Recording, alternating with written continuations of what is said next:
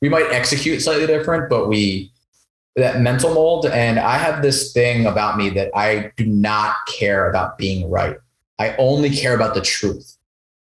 So if you tell me that I'm doing something wrong and it makes sense, I'm going to switch. Yeah. I don't care. I don't, you asked me if I wanted to leave something with, and I did forget about this. This is a big problem with people, something called the sunk cost fallacy, which is two things. Like people, they've been ingrained to feeling right is a good thing.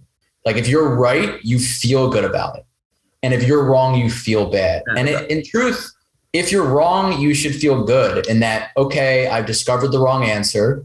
Let me learn. And now, okay, I know not to do that again. And if you were right, I'm sorry, what was that? It's a step in the right direction. Right. Yeah.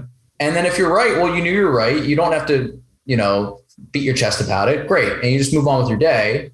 And then that connects to sunk cost fallacy is if you sunk time and effort into a thought process or I use a car, right? You buy a car, you buy it for $5,000, you sink $3,000 in because the engine goes, then you sink $2,000 into the transmission. All of a sudden you keep sinking money and you got to let it go.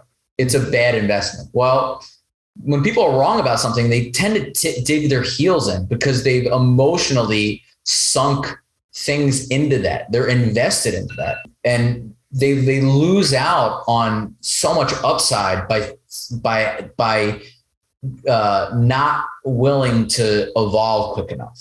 They just get they get emotionally sunk in, and you see that in politics, right? Like, so bad. You see it all the time in politics. That's where it gets illuminated the most. But you'll see it everywhere, man. Like if you pay attention to it, it explains a lot of emotional behavior to people.